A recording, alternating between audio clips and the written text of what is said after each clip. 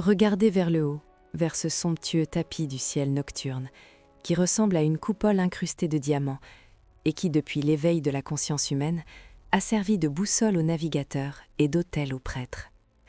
Ce que vos yeux perçoivent, cette immense accumulation de photons qui ont voyagé pendant des milliers d'années pour atteindre votre rétine, n'est rien d'autre que la plus grande illusion que la nature ait jamais conçue. Tout ce que nous aimons, tout ce que nous touchons, chaque supernova qui explose dans une gloire éclatante, chaque nuage stellaire qui berce de nouveaux mondes, et chaque atome qui forme la complexité de l'acide désoxyribonucléique humain, n'est qu'une fine couche d'écume à la surface d'un océan profond et inquiétant. L'humanité a vécu pendant des milliers d'années sous le faux prétexte que la vue valait plus que l'ouïe et que la lumière était le messager absolu de la vérité. Pourtant, la physique moderne a déchiré ce voile d'ignorance et révélé une réalité humiliante. La matière lumineuse, qui construit notre monde interactif, rayonnant et tangible, est une anomalie statistique, un simple résidu de poussière cosmique dans un univers dominé par des spectres. Bienvenue dans l'ère de la cosmologie de précision, où l'arrogance de l'anthropocentrisme est non seulement brisée par l'immensité de l'espace, mais aussi par notre propre insignifiance en tant que matière. L'histoire de cette découverte ne commence pas par un triomphe, mais par une sorte de malaise, une erreur comptable cosmique que les astronomes ont tenté d'ignorer, mais qui hurlait à travers les équations de la gravitation. Dans les années 1930, l'astrophysicien suisse Fritz Zwicky observa l'immense amas de galaxies dans la chevelure de Bérénice, l'amas de Coma, situé à des millions d'années-lumière, et remarqua quelque chose qui contredisait la logique de la mécanique newtonienne. Les galaxies se déplaçaient à une vitesse folle, tourbillonnant dans une rage effrénée les unes autour des autres. Sur la base de la masse visible des étoiles et du gaz, elles auraient dû être éjectées dans le vide, et la masse se serait dissoute immédiatement. La gravitation produite par la lumière visible était bien trop faible pour dompter ce chaos cinétique. Zwicky, avec l'instinct d'un génie fou, postula l'existence d'un ciment invisible qui empêchait l'univers de s'effondrer. La matière noire. Pendant des décennies, cette idée resta une curiosité obscure, mais dans les années 1970, tout changea lorsque la grande Vera Rubin orienta ses instruments d'observation vers des galaxies spirales voisines, y compris notre sœur Andromède. La physique classique dicte pour les systèmes orbitaux, comme notre système solaire, une loi inébranlable. Les planètes proches du Soleil tournent rapidement, tandis que les lointaines, comme Neptune, orbitent paresseusement, car la gravitation diminue avec le carré de la distance. Rubin s'attendait à quelque chose de similaire dans les galaxies. Les étoiles au centre devraient tourner à grande vitesse, celles à la périphérie avec indolence. Au lieu de cela, elle trouva une violation flagrante des attentes. Les étoiles aux bords extérieurs filaient à la même vitesse que celles au centre. Les courbes de rotation étaient plates. Selon toutes les lois physiques connues, ces galaxies auraient dû s'effondrer, avec les étoiles extérieures projetées comme des pierres d'une fronde dans l'espace intergalactique. Pourtant, cela ne se produisait pas. Quelque chose les maintenait ensemble. Une masse immense, invisible à tout télescope, qui n'émettait aucune lumière dans aucun spectre, mais qui formait un halo énorme autour de chaque galaxie et enfermait les étoiles dans une étreinte gravitationnelle de fer. La conclusion était inévitable et dévastatrice pour l'ego humain. Les galaxies ne sont pas composées d'étoiles. Elles sont en réalité d'immenses nuages de matière noire et les étoiles ne sont que de la poussière lumineuse piégée dans leur puits gravitationnel, des paillettes scintillantes sur le corps d'un monstre invisible. La matière noire n'est pas une note de bas de page, mais la structure principale. Elle représente environ 27% de l'univers, tandis que l'énergie noire en occupe 68%, et la matière baryonique, protons, neutrons, électrons et nous-mêmes, ne subsistent qu'avec un misérable 5%. Nous sommes l'exception.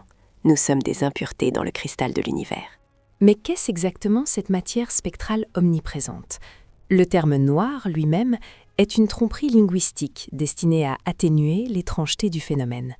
Elle n'est pas noire comme une ombre ou un trou noir qui absorbe la lumière, elle est transparente, ou plus précisément indifférente. La lumière la traverse sans être réfractée, absorbée ou réfléchie. Elle n'interagit pas avec la force électromagnétique. Cela signifie que la matière noire pourrait traverser des murs, des planètes et des étoiles, comme s'ils n'existaient pas. Exactement en ce moment, pendant que vous lisez ces mots, des milliards de particules de matière noire traversent votre corps, pénètrent vos atomes, ignorent votre complexité biologique et transpercent la Terre entière sans perdre de vitesse, pour émerger de l'autre côté. Pour elles, nous sommes les fantômes. La solidité du sol sous vos pieds est une illusion électromagnétique. Puisque la matière noire ne ressent pas l'électromagnétisme, la Terre n'est pour elle qu'un puits gravitationnel nébuleux, pas un corps solide. Cette matière fantomatique est l'architecte silencieux de l'univers. Sans elle, nous n'existerions pas. Dans les tout premiers instants après le Big Bang, l'univers était un bouillon chaud et homogène. Sans une force supplémentaire pour agglomérer la matière, l'expansion de l'univers aurait dispersé les gaz d'hydrogène et d'hélium si finement que les étoiles n'auraient jamais pu s'allumer. C'est la matière noire, avec sa gravitation patiente et impitoyable, qui a commencé à se regrouper en premier et à créer des potentiels gravitationnels. Elle a formé un réseau tridimensionnel de filaments invisibles à travers tout l'univers observable, le réseau cosmique. Le gaz normal a ressenti l'attraction de ces structures invisibles, s'est écoulé dans les puits, s'est condensé et a déclenché la fusion nucléaire. Chaque galaxie que nous voyons aujourd'hui ne brille que parce qu'elle niche au centre d'un halo de matière noire des millions de fois plus massif qu'elle-même. Nous vivons dans une telle bulle invisible. La Voie lactée n'est pas un disque volant dans le vide, mais un disque suspendu au cœur d'une immense sphère de matière inconnue. Les découvertes récentes de 2026 ajoutent à ce tableau des détails fascinants. Des chercheurs de l'Université du Minnesota Twin Cities et de l'Université Paris-Saclay ont démontré que la matière noire n'a pas toujours été froide et lente, mais qu'elle a pu naître immédiatement après le Big Bang sous forme de matière noire chaude, avec des particules voyageant près de la vitesse de la lumière avant de se refroidir et de former les structures que nous observons. Cela remet en question l'hypothèse traditionnelle de la matière noire froide et ouvre de nouvelles voies dans les modèles d'évolution cosmique, en particulier pendant la phase de réchauffement post-inflationnaire, où l'énergie de l'inflation a été convertie en particules. De plus, en janvier 2026, la découverte de Cloud9 a été annoncée, un nuage gazeux sans étoiles, identifié comme un nuage d'hydrogène limité par la rayonisation, un relique. Ce fossile de la formation précoce des galaxies est piégé dans un halo de matière noire, mais n'a pas pu accumuler assez de gaz pour former des étoiles. Observé avec le télescope spatial Hubble, Cloud9 offre des aperçus sur les stades initiaux de la formation des galaxies et montre comment la matière noire peut, dans certaines régions, entraver la naissance des étoiles. Ces observations renforcent l'idée que de nombreuses structures dominées par la matière noire, des galaxies ratées, existent dans l'univers, des reliques primordiales qui réveillent les conditions nécessaires pour que les galaxies se développent. La chasse à l'identité de cette particule est la plus grande poursuite de l'histoire de la physique. Les scientifiques ont construit des cathédrales souterraines, des détecteurs de xénon liquide enfouis profondément dans des mines ou des montagnes à des kilomètres sous la surface, protégés des rayons cosmiques où ils attendent en silence qu'une seule particule de matière noire heurte un noyau atomique et produise un minuscule éclat de lumière. Des expériences comme XN1T en Italie ou Lux Zeppelin aux États-Unis. Ils attendent des WIMPs, des particules massives interagissant faiblement. Des décennies se sont écoulées. La sensibilité des détecteurs s'est multipliée par des billions. Et le résultat est un silence assourdissant. Aucun signal. Ce fantôme refuse d'être touché. Ce silence a plongé la physique théorique dans une crise de créativité et a conduit à des hypothèses exotiques, des actions aux neutrinos stériles, en passant par l'idée que la gravitation elle-même n'est pas ce que nous pensons, et qu'Einstein pourrait se tromper à l'échelle galactique. En 2026, la première observation directe de l'effet Migdal a été rapportée, prédit en 1939.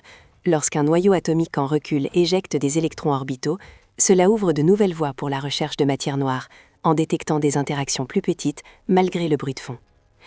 Néanmoins, l'univers présente des preuves de l'existence au-delà de la simple théorie, dans des événements d'une violence inimaginable.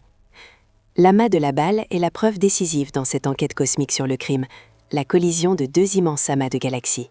Lorsqu'ils se sont heurtés, le gaz chaud de la matière normale est resté coincé, s'est échauffé à des millions de degrés et a émis des rayons X. Pourtant, la masse totale du système, détectée par les effets de lentilles gravitationnelles, la distorsion de la lumière de galaxies lointaines par la gravitation, n'a pas arrêté. La masse a continué à avancer, séparée du gaz visible. C'est comme observer un accident de voiture où les véhicules sont écrasés et s'arrêtent, tandis que le poids des voitures glisse comme une âme désincarnée le long de la route. La matière noire a traversé la collision sans friction, laissant derrière elle la matière normale. Cela prouve visuellement et géométriquement que la plus grande partie de la masse de l'univers n'interagit que par la gravitation et rien d'autre. L'existence de la matière noire impose des limites strictes à la connaissance humaine. Nous sommes habitués à disséquer la nature, à la décomposer en quarks et leptons, à manipuler les forces et à créer des technologies. Mais comment manipuler quelque chose que l'on ne peut pas toucher? Comment étudier quelque chose qui n'envoie aucun signal? Nous nous tenons au bord d'un abîme épistémologique. Il pourrait exister un secteur sombre complet, des particules sombres, des forces sombres, une chimie sombre, une table périodique sombre, occupant le même espace que nous, mais éternellement inaccessible. Y a-t-il des étoiles sombres, des planètes sombres, une vie sombre? La physique n'interdit pas une telle complexité, elle la rend seulement invisible. Peut-être l'univers est-il rempli de civilisations d'ombre, et nous sommes des aveugles qui tâtonnent dans l'obscurité, entourés d'une foule que nous ne percevons pas, et criant que nous sommes seuls. Des recherches de 2026 indiquent des interactions entre la matière noire et les neutrinos, ce qui contredit le modèle standard de la cosmologie et pourrait expliquer des déséquilibres dans la formation des structures de l'univers. Cette perspective transforme fondamentalement notre relation à l'univers. Nous ne sommes pas les protagonistes du drame, mais le fond peint. Les structures à grande échelle de l'univers, d'immenses vides, des superamas, la grande muraille de Sloan, sont l'œuvre de la matière noire. La matière baryonique, la lumière des étoiles, n'est que de la peinture bioluminescente qui, dans l'obscurité, met en relief les contours de cette architecture titanesque. Si l'on retirait toute la matière visible de l'univers, la structure gravitationnelle changerait à peine. Mais si l'on retirait la matière noire, l'univers s'effondrait immédiatement. Les galaxies fondraient, les étoiles se perdraient dans le froid de l'espace intergalactique, incapables de former de nouveaux systèmes. Nous devons notre existence à ce gardien invisible qui nous protège du chaos de l'expansion. Compte tenu de la précision des modèles cosmologiques actuels, l'énigme s'approfondit encore. Les simulations sur superordinateurs, basées sur le paradigme lambda matière noire froide, reproduisent l'évolution de l'univers du Big Bang jusqu'à aujourd'hui, seulement si cette immense matière invisible est injectée dans le code. Seulement alors émerge un univers qui ressemble au nôtre. Sans elle, les mathématiques s'effondrent. Par conséquent, la réalité que nous observons dépend de paramètres inconnus. C'est comme si la science moderne avait dressé une carte incroyablement précise d'un continent, mais que 95% du territoire était marqué comme terra incognita. Nous mesurons les côtes avec une précision laser, naviguons au bord, mais l'intérieur reste un mystère impénétrable. Et la nature de cette matière recèle quelque chose d'encore plus troublant. Elle est froide, au sens astrophysique, les particules se déplacent lentement par rapport à la vitesse de la lumière, permettant à la gravitation de les agglomérer. Si elles étaient chaudes, comme les neutrinos, elles auraient effacé les structures dans l'univers jeune et empêché la formation de galaxies naines ou de détails fins. Pourtant, les observations montrent que l'univers est granuleux, plein de petites structures, nécessitant des spectres lents et lourds. Ici surgit le problème du cusp core. Les simulations prédisent que la matière noire s'accumule densément au centre des galaxies, formant un pic ou cusp. Les observations montrent cependant une densité plus plate, constante, un noyau. Le spectre ne se comporte pas comme nos ordinateurs le prédisent, il se moque de nos tentatives de l'enfermer dans des équations. De nouvelles simulations de 2026 sur la matière noire auto-interagissante montrent que de telles interactions peuvent déclencher des effondrements dramatiques dans les halos, chauffant et densifiant les noyaux de manière inattendue et résolvant ainsi des déséquilibres dans les structures galactiques. La quête de la matière noire n'est pas seulement une question de catalogage de particules, mais un combat pour comprendre la gravitation elle-même. Il y a des hérétiques dans la communauté scientifique, des esprits brillants qui proposent une dynamique newtonienne modifiée. Ils affirment qu'il n'y a pas de spectre. Le problème ne vient pas d'un manque de masse, mais de notre compréhension des lois de Newton et d'Einstein à des échelles d'accélération faibles. Ils suggèrent que la gravitation agit différemment dans des conditions extrêmement faibles, comme au bord des galaxies. S'ils ont raison, il n'y a pas de matière noire, et toute la cosmologie moderne serait un château de cartes bâti sur une erreur fondamentale, comparable à l'éther du XIXe siècle. Pourtant, la dynamique newtonienne modifiée peine à expliquer simultanément l'amas de la balle et le fond diffus cosmologique. L'univers semble conspirer pour maintenir la matière noire comme l'explication la plus robuste et la plus inconfortable. Imaginez le poids de cette ignorance. Nous regardons nos mains et savons que les atomes qu'elles contiennent sont une rareté cosmique. L'espace intergalactique n'est pas vide, mais rempli de filaments de cette matière. Notre propre galaxie est tirée par des fils invisibles vers le domaine gravitationnel monstrueux du grand attracteur. Nous sommes emportés par des courants que nous ne voyons pas, vers une destination qui n'est pas sur la carte, dominée par une physique que nous commençons à peine à comprendre. La matière noire est le rappel ultime que l'univers n'est pas fait pour nous, ni adapté à notre échelle. Alors que nous nous tournons vers la prochaine étape de ce voyage intellectuel, nous devons embrasser ce sentiment de désorientation. La stabilité du sol sous nos pieds est assurée par la gravitation, mais celle des galaxies par des spectres. La science, en quête de lumière, a finalement révélé la supériorité de l'obscurité. Et tandis que les détecteurs souterrains restent silencieux et attendent un murmure du monde des ombres, nous devons affronter la possibilité que la plus grande partie de la réalité reste à jamais au-delà de notre compréhension, enfermée dans des dimensions d'interaction interdites. Les spectres sont ici, maintenant, omniprésents, intouchables, tenant les étoiles dans leurs mains froides et restant indifférents à notre curiosité et à notre effroi. Au plus profond des entrailles de la Terre, loin du bombardement incessant des rayons cosmiques à la surface, l'humanité a érigé des cathédrales de silence. Dans des mines d'or abandonnées ou sous d'immenses montagnes, d'énormes réservoirs remplis de xénon ou d'argon liquide, purifiés jusqu'à un degré presque divin, attendent une unique collision. La prémisse scientifique est élégante, mais la réalité est tourmentante. Nous espérons qu'un jour, une particule de matière noire, qui danse indifféremment à travers la Terre, aura envie d'interagir avec un noyau atomique normal et produira, dans l'obscurité absolue, un minuscule éclat de lumière, une étincelle de confirmation. Des décennies sont passées. Des détecteurs comme Lux Zeppelin ou Xénon 1T ont porté leur sensibilité à un niveau frôlant la folie technique, filtrant le bruit de fond jusqu'au silence pur. Pourtant, le résultat est un silence assourdissant. Cette absence n'est pas un simple manque de données, c'est un cri qui ébranle les fondements de la physique des particules élémentaires. Les théories les plus acceptées de la supersymétrie promettaient un zoo de nouvelles particules, avec des particules massives interagissant faiblement comme candidat parfait pour la masse manquante. Nous croyons que l'univers était symétrique, avec des partenaires pour chaque fermion ou boson connu, cachés dans l'ombre. Mais le grand collisionneur de hadrons et les détecteurs souterrains sont revenus les mains vides. La nature ne se plie pas à notre élégance mathématique. Cela nous oblige à considérer des possibilités vertigineuses. Et si la matière noire n'était pas une particule exotique, mais un secteur caché complet? Imaginez une table périodique entière, avec ses propres forces, sa propre chimie, sa propre complexité, occupant le même espace que nous, mais n'interagissant pas avec la lumière ou la force électromagnétique. Des étoiles sombres, des planètes sombres ou une vie sombre pourraient traverser notre corps en ce moment même. Nous ne les remarquons pas, tout comme elles ne nous remarquent pas, séparées non par la distance, mais par une barrière fondamentale d'interaction. Nous sommes des fantômes les uns pour les autres, des scènes superposées où se jouent des drames différents.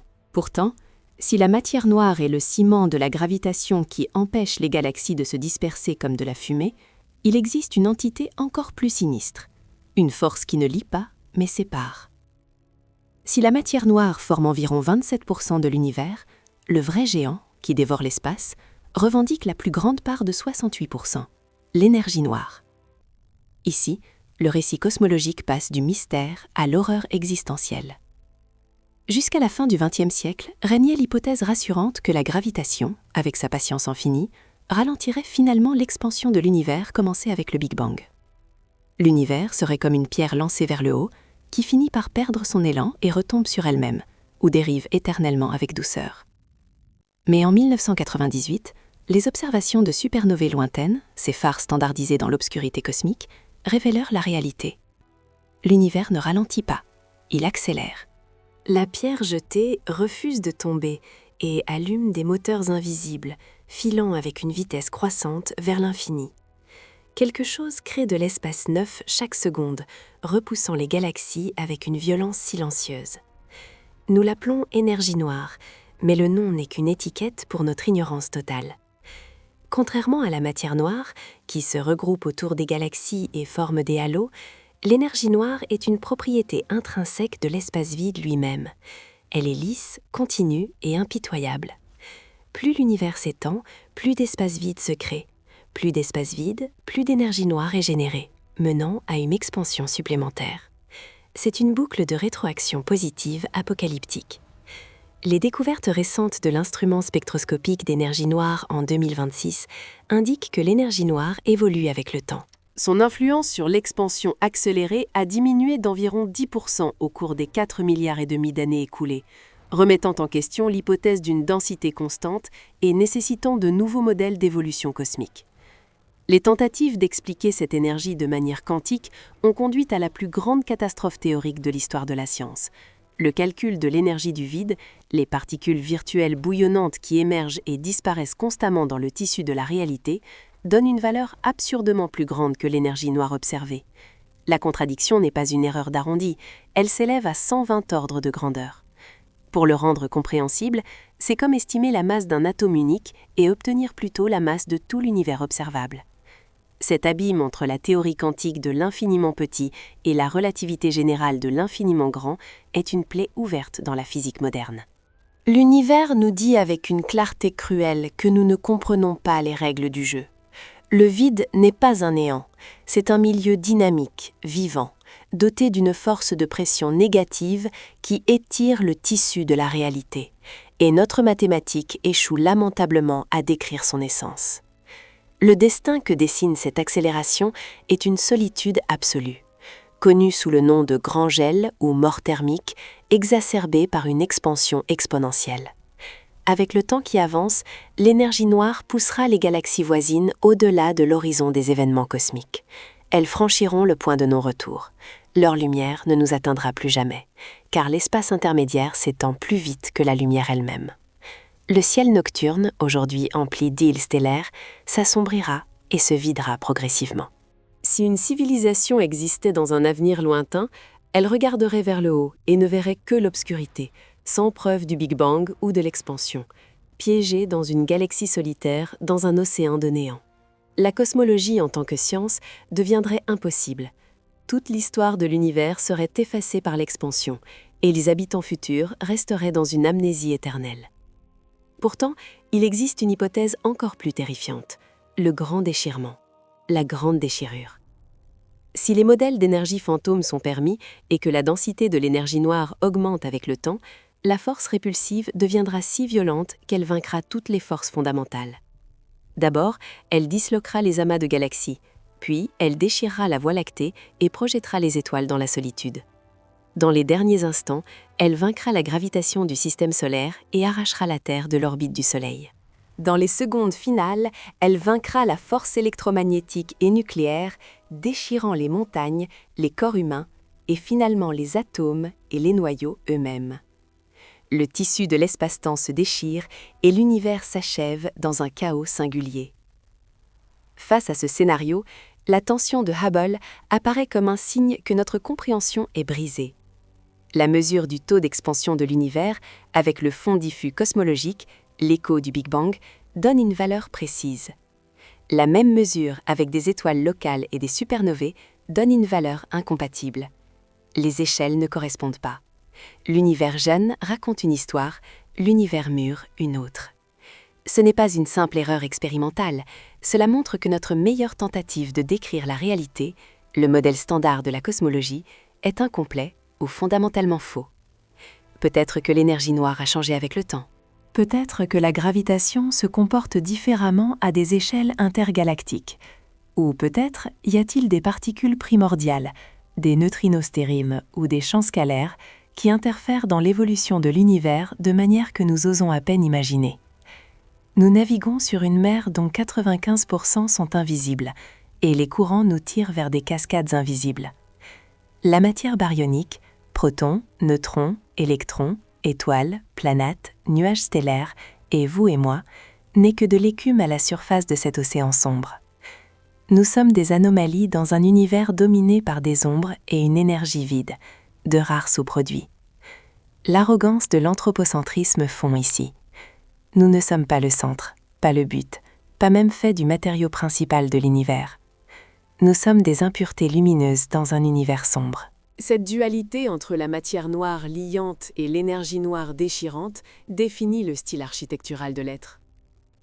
C'est un combat cosmique entre attraction et répulsion, livré dans le silence du vide, où le destin de toutes les structures dépend d'un équilibre instable qui s'est déjà rompu en faveur de la dispersion. La lumière, que nous avons toujours associée à la connaissance et à la vérité, se révèle impuissante à illuminer la plus grande partie de la réalité. Nos télescopes, aussi puissants soient-ils, sont les outils d'un aveugle qui tâtonne dans une immense salle. Ce que nous voyons sont des traces lumineuses, la peau superficielle d'un monstre. Le corps de l'univers, ses muscles et son sang sont faits d'obscurité. Et si la solution à cette énigme exigeait que nous abandonnions nos concepts les plus sacrés ? Les théories de gravitation modifiées, comme la dynamique newtonienne modifiée, suggèrent que la matière noire pourrait être une illusion, un spectre né de notre incompréhension des lois de Newton et d'Einstein à l'échelle galactique. Peut-être que la gravitation ne diminue pas exactement avec le carré de la distance, dans des accélérations extrêmement faibles. Si c'est vrai, il n'y a pas de matière cachée, seulement des lois de la nature qui changent capricieusement au bord des galaxies. Pourtant, cette solution nous libère des spectres, mais crée des monstres théoriques encore pires, et échoue à expliquer les structures à grande échelle ou le rayonnement de fond.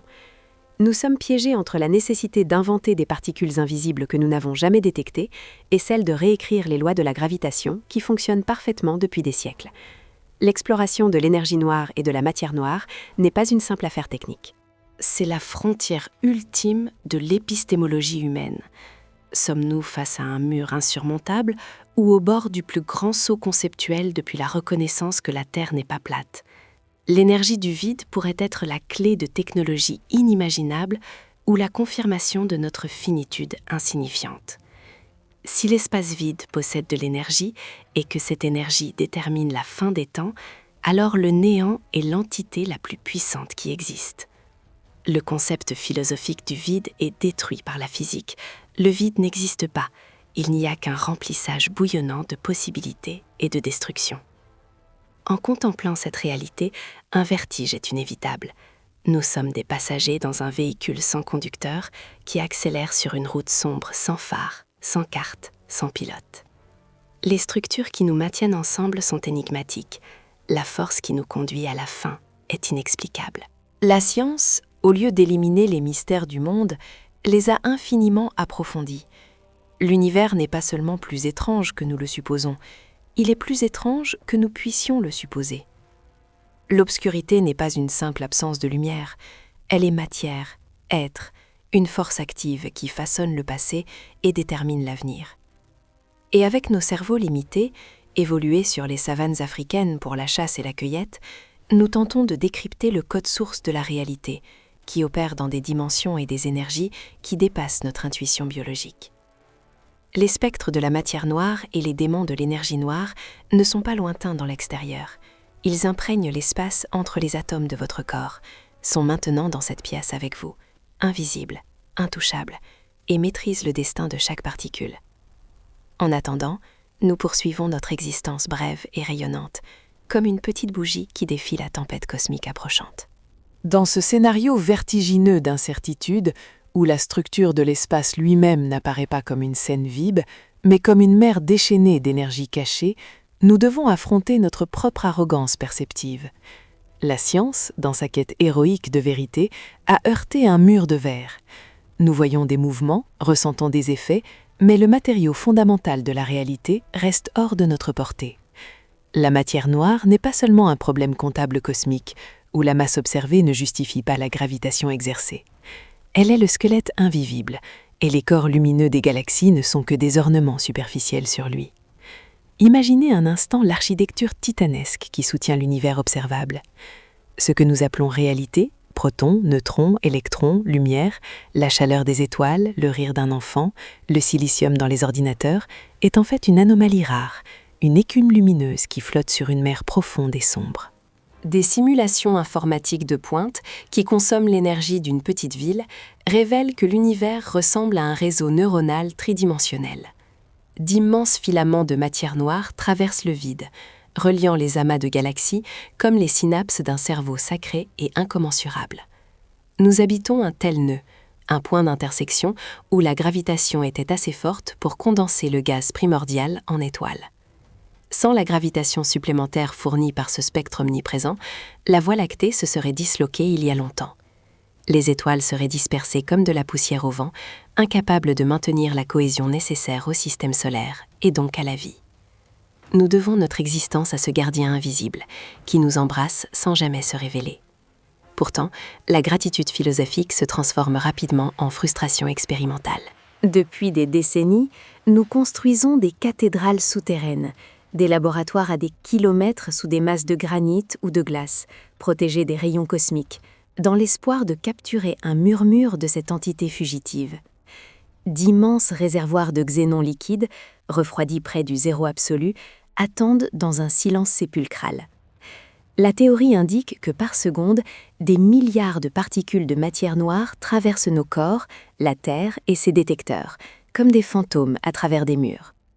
Nous espérons un minuscule hasard statistique, qu'une de ces particules heurte un noyau atomique normal et produise un éclat de lumière, une étincelle de confirmation. Pourtant, le silence persiste. Les chefs-d'œuvre de l'ingénierie humaine n'enregistrent que du bruit de fond. Cette absence de signal n'est pas un ensemble de données négatifs.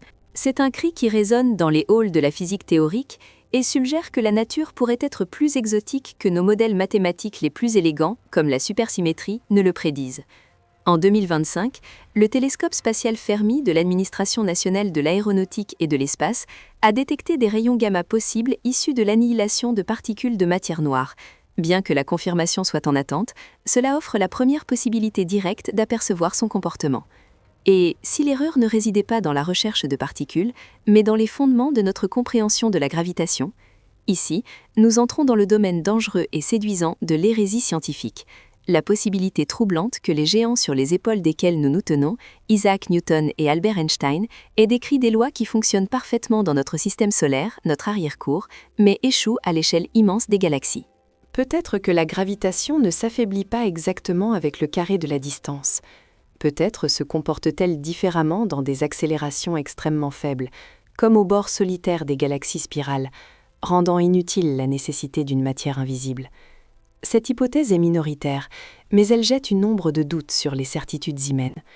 La matière noire est-elle une fiction moderne, équivalente à l'éther du XIXe siècle, une invention désespérée pour sauver des théories qui ne correspondent pas aux faits? Le refus obstiné de l'univers de se révéler laisse cette porte entr'ouverte et nous force à une humilité intellectuelle radicale. Pourtant, si nous dirigeons notre regard vers un avenir lointain, guidé par la main impitoyable de l'énergie noire, l'énigme s'approfondit encore. Si la matière noire est la colle qui maintient l'univers ensemble, l'énergie noire est le solvant qui cherche à le dissoudre.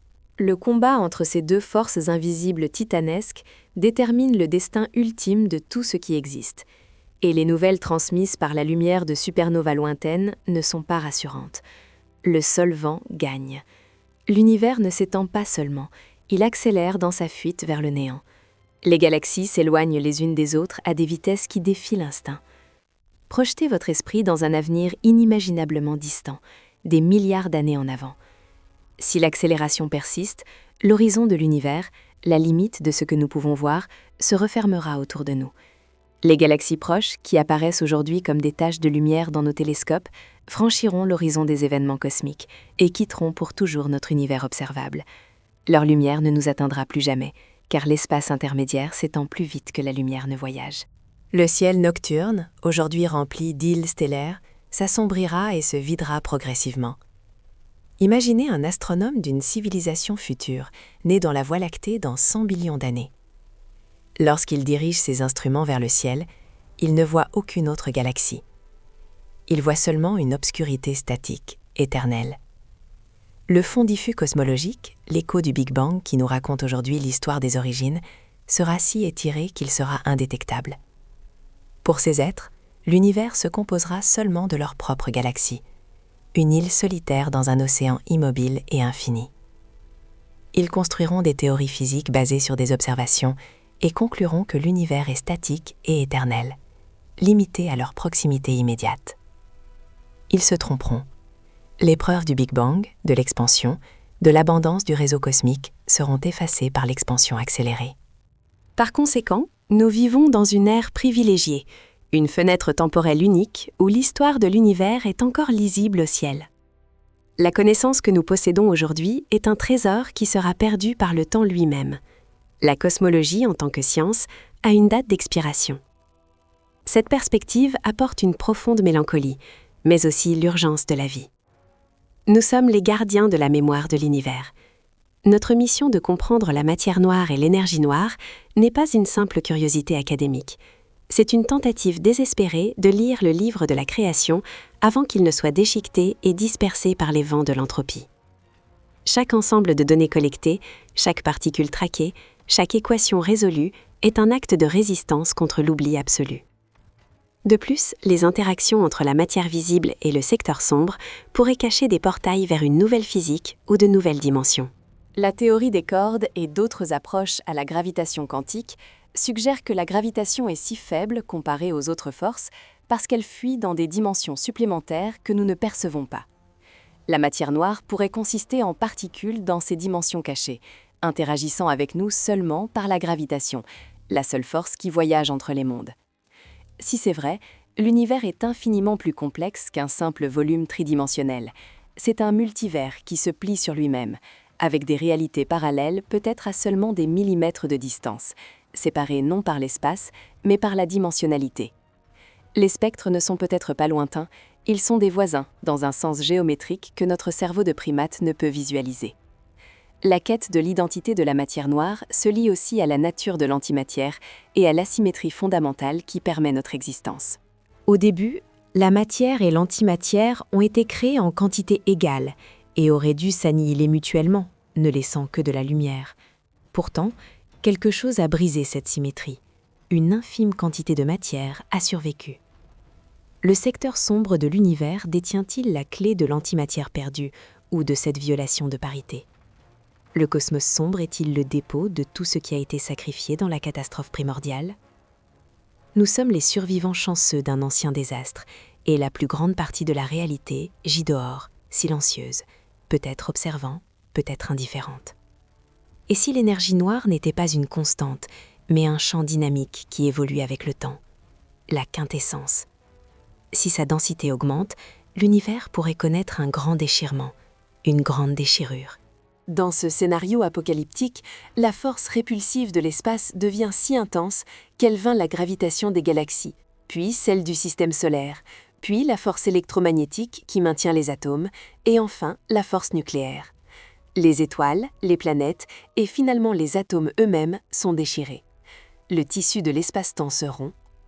À l'inverse, si l'énergie noire s'affaiblit et que la gravitation reprend le contrôle, un grand effondrement pourrait survenir, une collision inversée où l'univers entier se contracte en un point de densité infinie, peut-être renaissant dans un nouveau Big Bang. Un univers cyclique qui respire à travers des époques, meurt et renaît dans un feu éternel. Face à ces échelles de temps et de force, la vie humaine apparaît insignifiante. Pourtant, voici le paradoxe ultime.